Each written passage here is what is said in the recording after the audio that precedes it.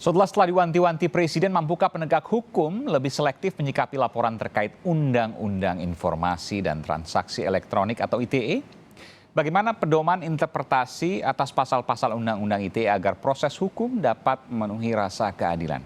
Kita bahas bersama Komisaris Jenderal Polisi Purnawirawan Ito Sumardi, Ketua Umum Ikatan Sarjana Profesi Perpolisian Indonesia, dan juga pakar hukum tata negara Refli Harun. Selamat malam Bapak-Bapak. Selamat malam. Ya, selamat malam. Assalamualaikum. Waalaikumsalam warahmatullahi wabarakatuh. Saya ke Pak Ito dulu. Pak Ito, Anda adalah pengguna pertama dari Undang-Undang ITE kalau tidak salah, karena pada saat 2008 Anda menjadi Kabareskrim tahun 2009. 2008 itu terjadi kasus Prita Mulyasari dengan yang terkenal dengan koin Prita. Anda juga sempat kemudian terkait dengan penanganan kasus hukumnya ketika Anda menjadi Kabareskrim dan sebelumnya. Apa yang Anda temukan pada penggunaan pertama kali yang kemudian memunculkan kehebohan luar biasa pada saat itu, Pak Ito? Ya, baik. Terima kasih, Mas Aiman. Yang pertama, saya ingin menyampaikan terlebih dahulu bahwa apa yang telah dilakukan oleh Bapak Kapolri adalah sebagai tindak lanjut daripada petunjuk Presiden untuk membuat petunjuk teknis ya, dalam rangka memberikan perlindungan dan kepastian hukum kepada pelapor ya, pada pelapor atau yang mengalami saat itu. Saya sendiri betul seperti Mas Aiman sampaikan, dulu menangani kasus Prita, juga menangani kasus asusila ya, yang menyangkut seorang artis.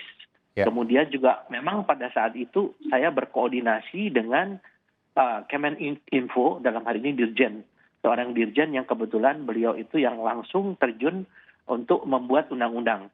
Jadi di sini sebagaimana disampaikan oleh Bapak Presiden, Polri ini adalah di hilirnya. Hulunya adalah si pembuat undang-undang. Kita hanya melaksanakan dan mengeksekusi. Dalam pelaksanaannya, saya mengalami memang banyak sekali ada beberapa pasal yang multitafsir ataupun tumpang tindih dengan undang-undang yang lainnya. Sehingga di sini memang pada akhirnya Undang-Undang ITE ini juga menjadi beban karena banyaknya saling lapor dan sehingga menjadi kasus-kasus yang menggantung. Kita masih ingat yang menyangkut Bapak Said Didu, ya, Pak Ferdinand, dan beberapa orang yang saat ini memang kita belum dapat memutuskan kira-kira kasus ini akan diteruskan. Ya, saya nggak bertanya soal itu Pak nanti, karena juga ada kemudian di luar, nanti Bung Refli mungkin bisa menjelaskan soal ini, ada kesan, ini saya garis bawah ya, kesan pembedaan, misalnya kemudian dianggap bahwa yang pro pemerintah itu proses hukumnya lama, lalu kemudian yang kontra pemerintah proses hukumnya cepat, bahkan langsung ditahan. Nanti saya akan bertanya, adakah kendala soal itu, kenapa kemudian ada yang lama, ada yang cepat, apa yang terjadi sesungguhnya. Tapi sebelum saya ke sana Pak, saya ingin bertanya kepada Pak Ito, kan sebelumnya ada undang-undang yang sama Pak, di KUHP misalnya, yang juga mengatur soal pencemaran nama baik, meskipun hukumannya jauh di bawah. 9 bulan penjara kalau tidak salah, tapi kemudian ada Undang-Undang ITE yang hukumannya 6 tahun penjara yang punya konsekuensi bisa ditahan karena alasan subjektif penyidik. Ya, tentunya penyidik kan mempunyai pertimbangan sendiri ya, baik pertimbangan subjektif maupun objektif. Yang kita alami saat itu adalah tentunya unsur-unsur yang menyangkut kepada perbuatannya.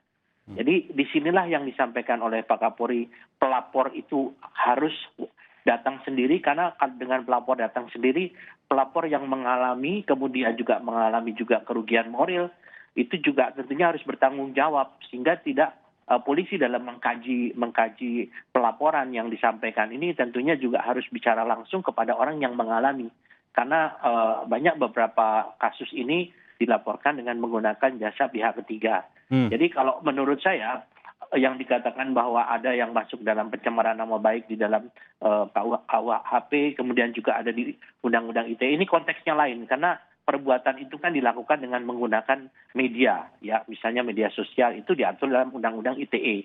Ya. Tetapi ada juga yang kasus pencemaran nama baik yang tidak menggunakan media. Jadi itu tentu ditanganinya dengan undang-undang yang lain ya, dalam ini KUHP. Jadi di sini polisi tentunya tidak tebang pilih ya Mas Eman ya.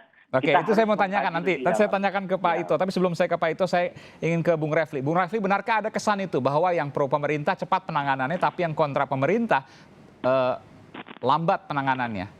mohon maaf, mas saya terbalik ya, yang pro pemerintah itu lambat penanganannya sehingga belum diproses dan lain sebagainya, tapi kemudian yang kontra pemerintah itu cepat penanganannya, bahkan ada beberapa yang ditahan, bahkan mimpi pun bisa dilaporkan. Bung Refli. Ya, Bung Aiman kan nanya saya soal kesan kan? Iya. Nah, kalau kesan ya memang namanya kesan kan, dan memang terkesan seperti itu ya. Apakah itu sebuah fakta atau tidak? Ya marilah kita lihat sama-sama. Misalnya soal mimpi tadi, ya itu kan mimpi cepat sekali ditangani, dilaporkan kan. Kemudian ada ustadz yang meninggal di penjara misalnya. Tapi di sisi lain kita juga harus fair, ada Ambrosius yang juga cepat ya. Ambrosius Nababan, ya. Bawa uniform ketika datang ke Barreskrim kan, kira-kira begitu. Jadi maksud saya kesan seperti itu memang muncul di masyarakat kalau yang kita katakan, kalau yang ditanyakan kesan ya. Dan yang namanya kesan ini kan persepsi masyarakat, sehingga kita ya tidak bisa membantahnya, namanya juga kesan. Nah, yang terpenting adalah apakah Polri cukup profesional, independen, netral di dalam memproses setiap kasus yang ada. Tetapi, bagaimana parameternya? Bagaimana mengukurnya? Ya mengukurnya adalah ya sederhana kan. Kalau kita bicara tentang keadilan, kasus yang sama harus diperlakukan sama. Kasus yang berbeda harus diperlakukan berbeda. Jangan sampai kemudian ini kasusnya berbeda tapi perlakuannya sama. Contohnya bisa Anda sebutkan nggak, Bung Refli, misalnya? Ya, saya kasih contoh misalnya mimpi itu. Saya terus terang aja agak ketawa ketika ada orang yang melaporkan mimpi, lalu tiba-tiba diproses. Ya. Diproses, walaupun sampai sekarang belum ditindaklanjuti dengan misalnya penetapan tersangka, tapi tetap saja dipanggil klarifikasi. Karena begini, Bung Aiman, kita kan tahu yang namanya masyarakat kita ini kan tidak semuanya aware mengenai hukum itu. Dan tidak semua orang kalau dipanggil polisi itu berbesar hati. Kan ada juga yang sudah ciut kan. Begitu dilaporkan, waduh, ini punya konsekuensi, bakal ditahan, bakal ditangkap dan lain sebagainya. Dan memang kan dalam kasus tertentu memang itu terjadi kan. Dalam kasus Gus Nur misalnya. Nah, misalnya dalam kasus Gus Nur itu yang melaporkan kan bukan orang yang merasa dicemarkan misalnya. Dalam kasus yang tadi mimpi, itu yang melaporkan juga ada. Dalam kasus Pigai yang melaporkan juga bukan orang yang terkait dan lain sebagainya. Jadi dalam kasus ini saya terus terang menggarisbawahi ya, sangat setuju dengan beberapa statement terakhir ini. Satu, setuju revisi. Kedua, setuju selektif. Dan ketiga, setuju kalau yang merasa dihina itu lapor sendiri.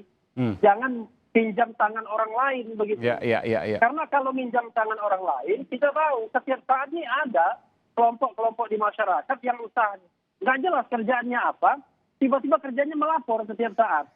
Bayangkan. Itu ada itu? Mungkin udah puluh. Ada.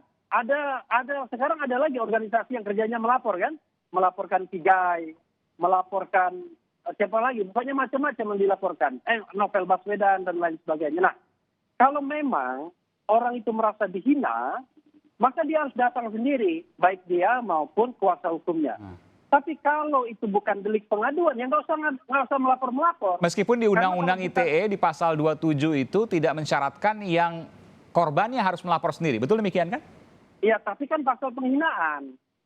Yang namanya penghinaan kan secara logika penegak hukum harus tanya, Anda kepentingannya apa? Itu subjektif, Anda tapi kan kemudian ketika kemudian prosesnya dilakukan, maka nggak masalah juga yang bukan melapor. Meskipun nanti pengguna undang-undangnya adalah pihak kepolisian. Iya, justru itu yang kemudian memunculkan subjektivitas dari pihak kepolisian. Laporan si A yang sama-sama bukan pihak yang berkaitan diteruskan, laporan B tidak. Jadi akibatnya tergantung kuat-kuatan pesan sponsornya. Nah, saya sampai situ, Bung Refli, saya lanjutkan lagi. Saya akan tanyakan apa yang kemudian Bung Refli sampaikan tadi. A punya kasus yang sama dengan B, tapi A diproses, B tidak. Kuat-kuatan sponsor, benarkah itu? Apa yang terjadi dan kenapa bisa seperti itu? Saya akan ke Pak Ito nanti selepas jeda, tetaplah bersama kami di Sapa Indonesia Malam.